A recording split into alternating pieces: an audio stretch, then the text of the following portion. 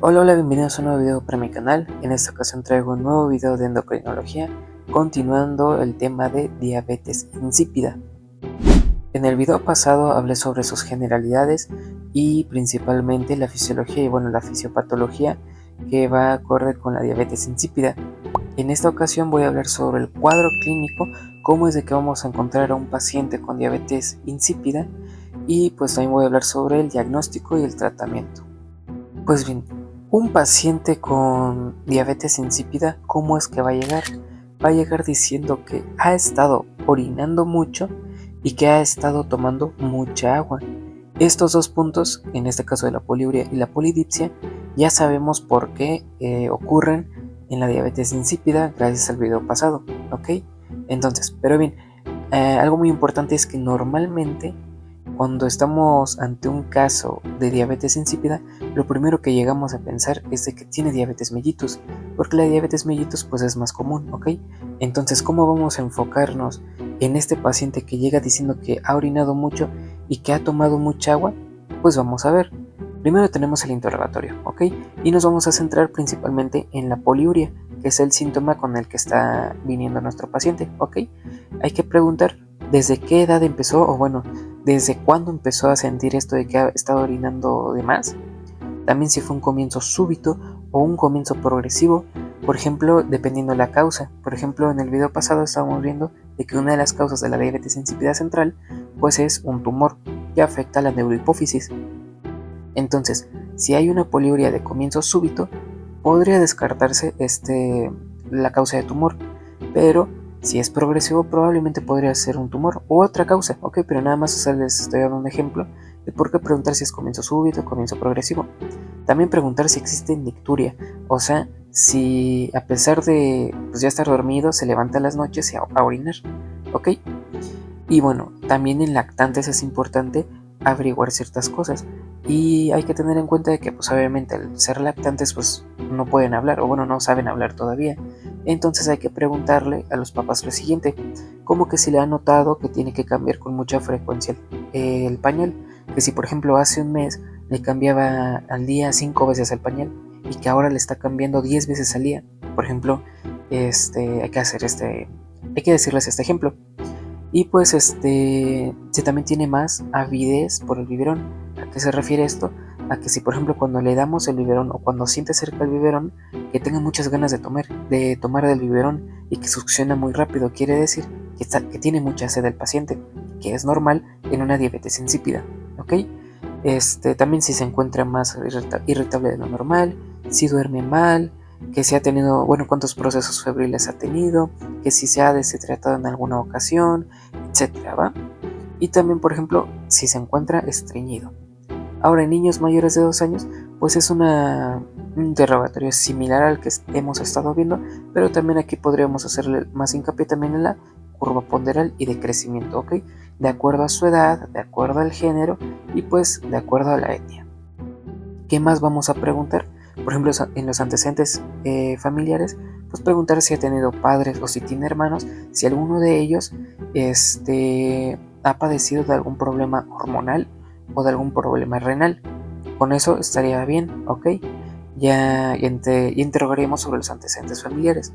Después, ¿qué preguntaríamos en los antecedentes personales? Por ejemplo, si tiene alguna enfermedad crónica, si le han diagnosticado por ejemplo con hipertensión, o de hecho con diabetes mellitus, ejemplos, ¿va? Si tiene alguna enfermedad crónica. También si ha tenido algún traumatismo cráneoencefálico grave, si es así pues nos puede llegar a orientar más a una diabetes insípida central, ¿ok? Y pues también si ha tenido algún tratamiento médico y o quirúrgico y o radioterápico, ¿va? También si se ha diagnosticado previamente de algún déficit hormonal o si presenta dolores y deformaciones óseas o pues si ha tenido otitis de repetición. Ok, estos serían algunas de los antecedentes que habríamos que preguntarle. Entonces, ya vimos a nuestro paciente con los signos y síntomas característicos de poliuria y polidipsia, ¿va? Y también ya realizamos un interrogatorio. Ahora, ¿qué sigue? La exploración física. ¿Qué vamos a explorar aquí? Pues los signos vitales: temperatura, presión arterial, frecuencia cardíaca, frecuencia respiratoria, saturación de oxígeno, etc. ¿va? ¿Qué más vamos a averiguar? el peso y la talla y sacar el índice de masa corporal. Por ejemplo, un índice de masa corporal elevado pues nos indicaría sobrepeso u obesidad, y esto pues sería más relacionado a una diabetes mellitus. Les recuerdo, estamos como que adentrándonos a un paciente que no sabemos si tiene diabetes insípida o diabetes mellitus, ¿va? Y pues bien, ¿qué otras cosas podríamos averiguar? Pues en cuanto a la exploración de piel, vamos a ver si hay lesiones cutáneas o también si hay signos de deshidratación, ¿ok? Como la piel seca, así como también ver si hay signos de deshidratación en las mucosas, que existen mucosas secas. También el fondo de ojo sería importante para descartar un papiledema. ¿Por qué? Porque el papiledema es un signo de hipertensión intracraneal. Entonces, si está este papiledema en un paciente con estos signos sugestivos a una diabetes, lo más probable es de que tenga algo intracraneal, como por ejemplo un tumor. Un tumor aumenta la presión intracraneal y genera el signo de papiledema en el fondo de ojo, ¿ok? Y pues también un examen neurológico para ver cómo está nuestro paciente en cuanto al estado de alerta, ¿ok? Entonces ya con esto ya hicimos como el manejo inicial a nuestro paciente. Ya checamos qué signos y síntomas tenía, ya le hicimos el interrogatorio y la exploración física. Ahora también algo que se me estaba pasando a mencionar es de que en el interrogatorio también es importante evaluar la polidipsia, preguntándole al paciente pues de que hace cuánto empezó a sentir de que ha estado tomando más agua, antes cuánta agua consumía y cuánta agua consume ahora, etcétera, ¿va?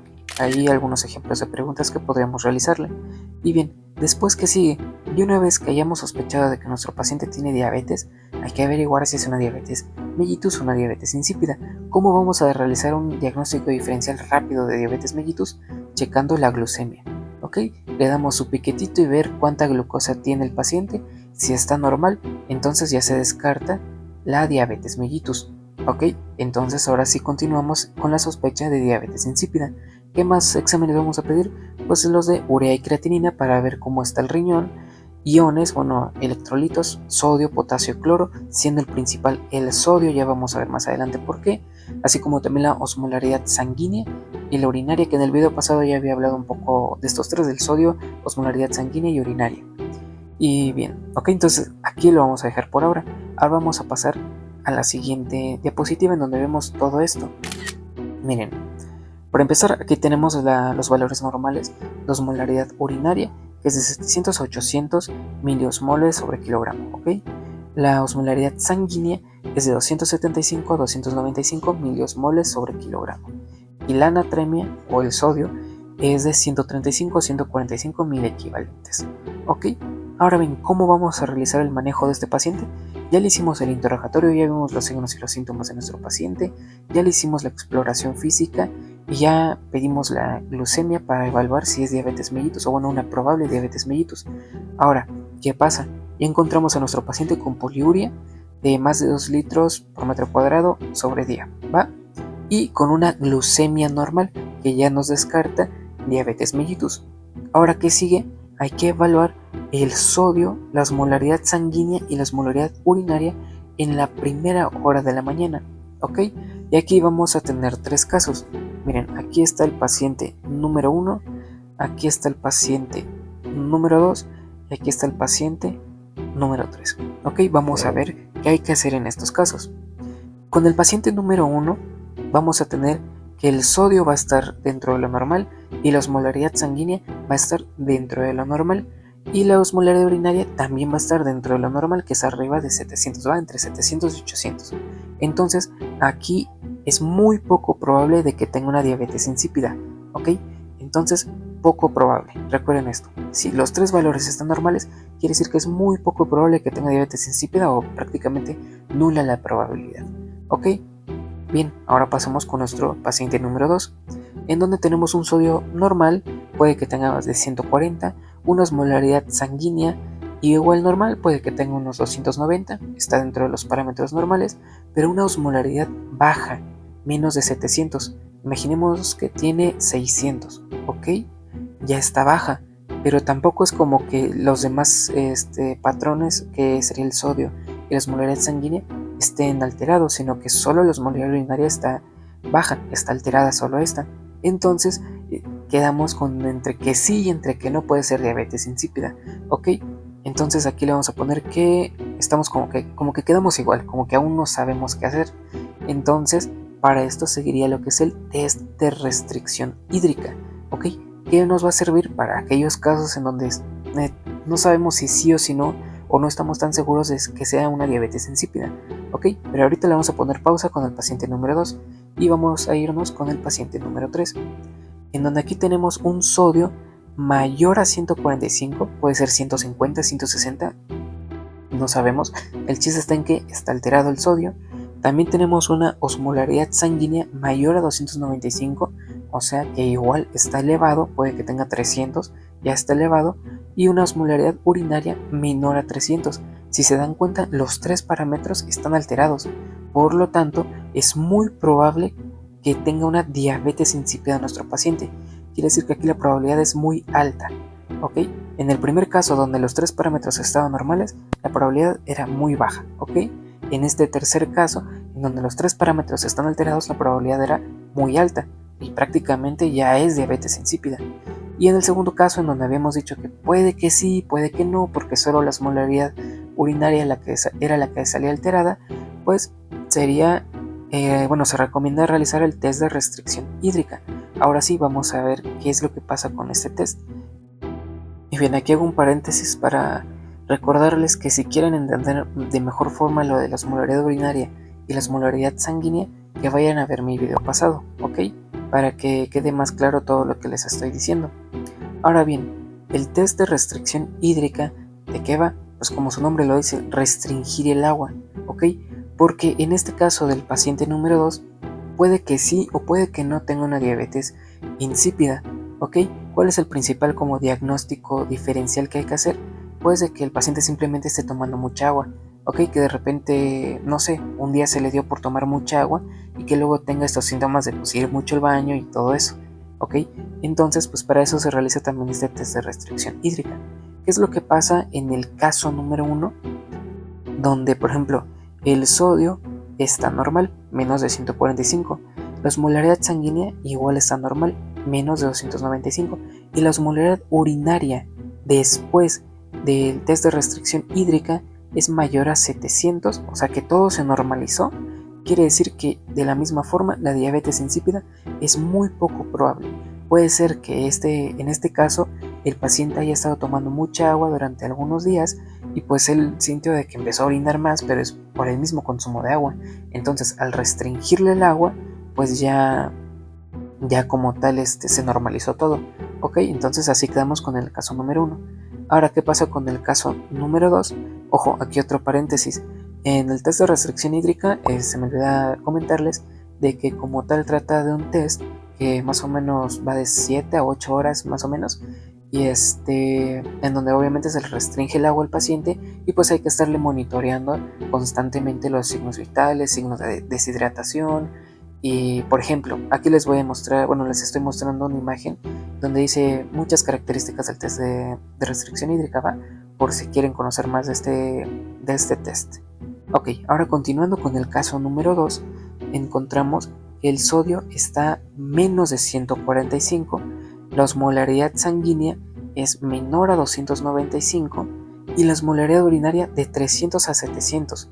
Entonces, el sodio está bien, la osmolaridad sanguínea está bien, pero la osmolaridad urinaria vuelve a estar alterada. Esa es la que está mal, igual como aquí lo estábamos viendo, de que el sodio estaba bien, la osmolaridad sanguínea estaba bien, pero la osmolaridad urinaria era la que salía alterada.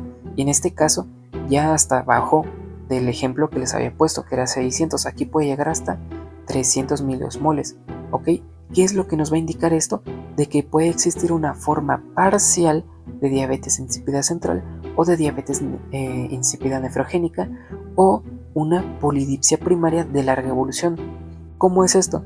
Pues de que como tal puede que exista ya sea un tipo de diabetes, ya sea central o nefrogénica, pero que no está del todo bien dada, o sea que no ha llegado a su máxima expresión, por decirlo así, sino que es una forma parcial, ¿ok? Aún llegan a haber ciertos mecanismos de compensación en el cuerpo, mientras que la polidipsia primaria de larga evolución es cuando el paciente toma mucha agua, pero ya por mucho tiempo, por meses o incluso años, y que ya estos valores que vemos acá de osmolaridad urinaria baja, quiere decir, no es de que sea normal, pero viene siendo subnormal por adaptación o por sus mecanismos de compensación, ¿ok? Pero entonces, como tal, es una forma parcial de diabetes insípida central o una diabetes insípida nefrogénica o una polidipsia primaria de larga evolución. ¿Y cómo vamos a diagnosticar cuál de estas es? Pues con un ensayo terapéutico durante varios días con desmopresina oral o intranasal, y vamos a valorar que existe una disminución de la poliuria e incremento de la osmolaridad urinaria.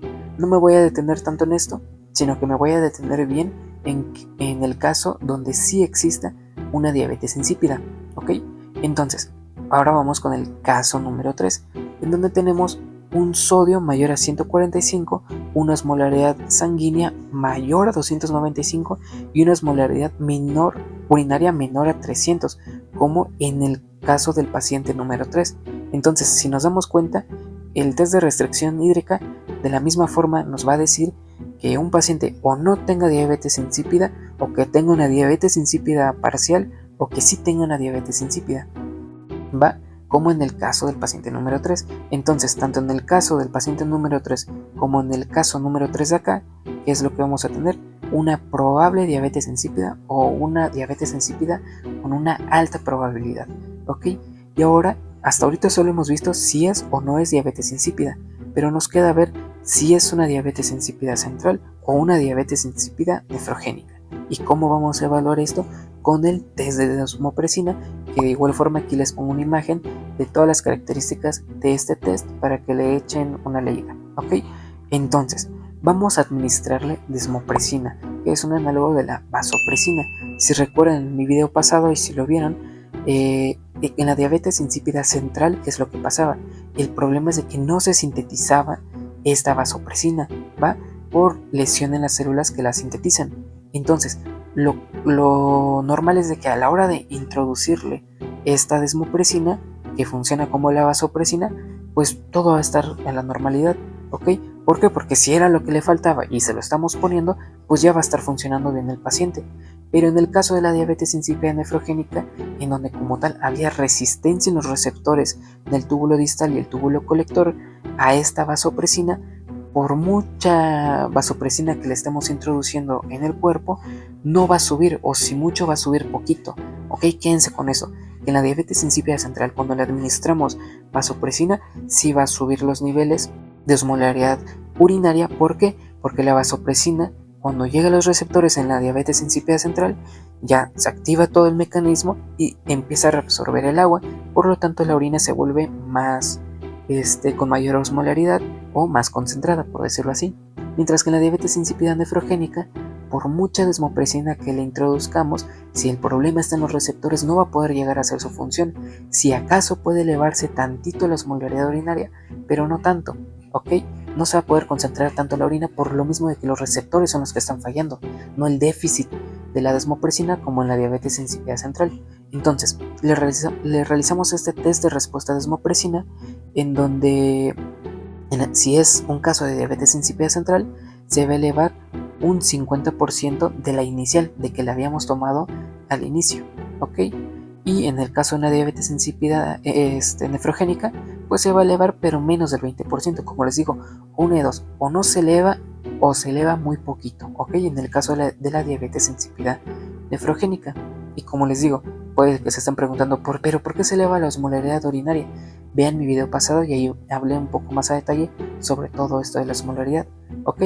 Entonces, después, la osmolaridad urinaria también pueden encontrarse entre valores que hayan subido entre el 20 y el 50%, si se dan cuenta, otra vez intermedio. En el paciente número 2 estamos viendo cosas de que, bueno, puede que sí o puede que no. Después en el caso número 2, igual puede que sí o puede que no sea diabetes. Y en este ejemplo de donde la osmolaridad urinaria suba del 20 al 50%, si se dan cuenta entre estas dos, pues nos va a indicar de la misma forma una forma parcial de diabetes insípida, ya sea central o nefrogénica, o una polidipsia primaria, ¿ok?